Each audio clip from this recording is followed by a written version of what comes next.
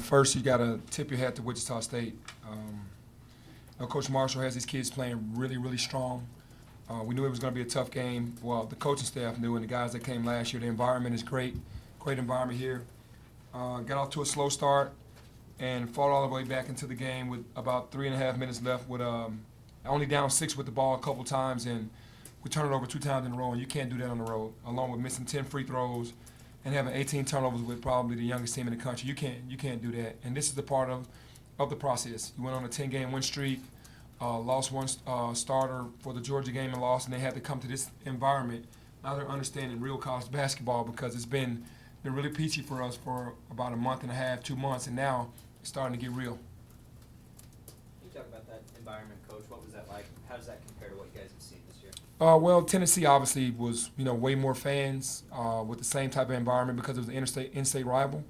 But I've always respected, even last year, I was shocked at how the support. I've seen it over the years, but to be here, the blackout, I understood what was going on right away, and I knew that was going to get those guys fired up over there, but then the atmosphere is great. Penny, you guys get outscored, the starters got outscored 16-4 in the 2 starts of the halves. Obviously, slow starts have been an issue. Do you have to consider changes there moving forward? Absolutely. Yeah, absolutely. We're not trying to just please guys. When you went on a 10-game win streak, you stay with guys. And then the game with DJ getting sick right before, you're thinking, okay, that was just what it was. And then I came back with the full group today, even though DJ was not himself and Damian was not himself. But we can't keep getting off the slow start, so definitely going to consider that. Usually offense is contagious. Tonight it seemed like the lack of offense was contagious. It was just like guys were having tough nights and it was like a domino effect. Well, it's just you got to share the basketball, only 10 assists. I think that individually these kids, because they're so young, and they've carried their teams over the years, the last couple of years in high school, they think it's going to happen that way on this level. And when you're winning, it kind of gets overlooked a little bit, but you're still preaching it because everything we're preaching now is what we were preaching when we were on a 10-game winning streak. The kids think they can win the games by themselves. You got to share the basketball, man. You got to do it together. You have to do it together. What did you tell them after the game?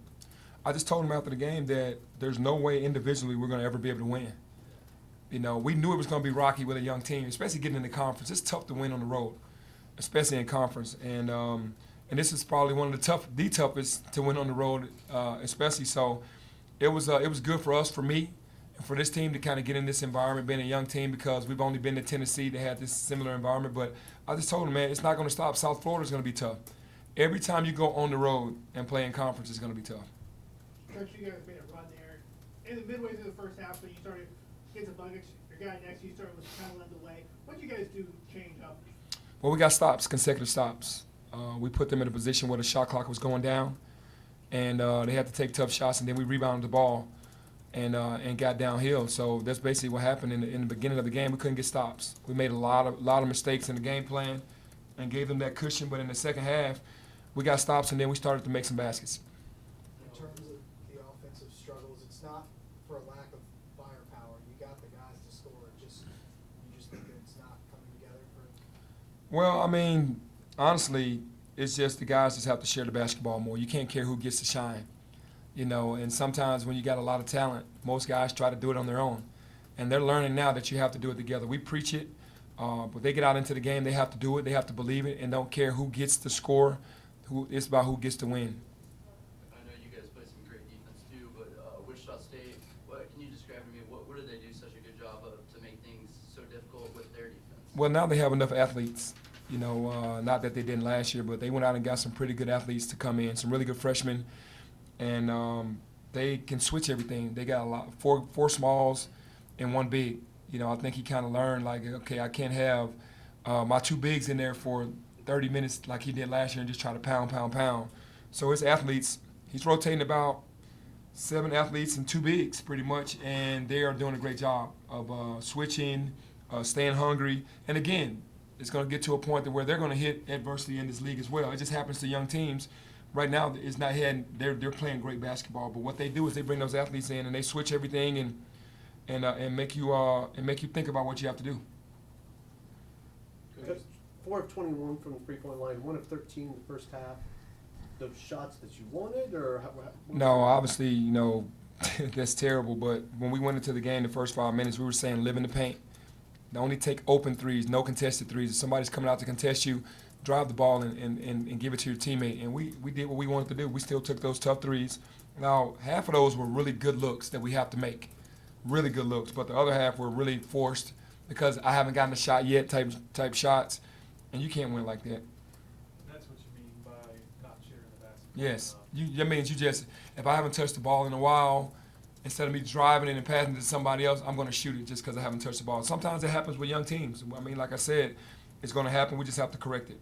Earlier in the year, we talked about having no egos, everybody buys in. Does that overlap with the not caring who gets the shine at all? Or? Yeah, it does overlap with that. But, like I said, in games, especially after losing to Georgia, we hadn't lost a game in a while. And you come into this game, everybody's saying, man, I'm going to step up. It's not like they're trying to be selfish. It's like their mentality is to go out there and be aggressive and make a play, and sometimes it's just at the wrong time. They don't make the right decision, and I'm fine with it as far as moving forward because I know we're going to correct it. We just have to get this corrected before March.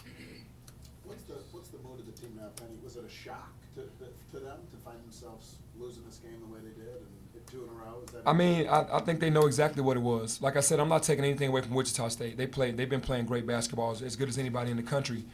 But we did not stick to the game plan. And that's been a big common theme for us in these games. We can get away with it at home, but on the road, you cannot do that. You just can't. And you got to make your free throws and not turn the ball over. So you have those 3 things happening. Tough. Then you guys get down 19, you get a timeout. It could have really went the wrong way real quick, but you guys, what'd you tell them? Well, just don't give up. Just keep getting stops. Keep getting to the basket. But you got to make your free throws as well. But I just told them, don't give up. Don't look like we're defeated. And that's what young teams try to do. Like, hey, we're defeated. You're not defeated. Get your heads up. And we got the game to within 6 points. With the ball 2 times in a row with like 3.5 left on the clock. That's plenty of time. Just have to make a play. Even that you get it to within 6, you immediately come down, and just the execution that they had for their next 2 possessions versus what you had, 2 turnovers immediately. Is that just a matter of execution? That wasn't selfishness there.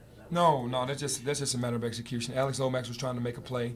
We had the ball in the guy's hands who we wanted it in. He had 6 turnovers tonight. That's just, like I said, uncharacteristic.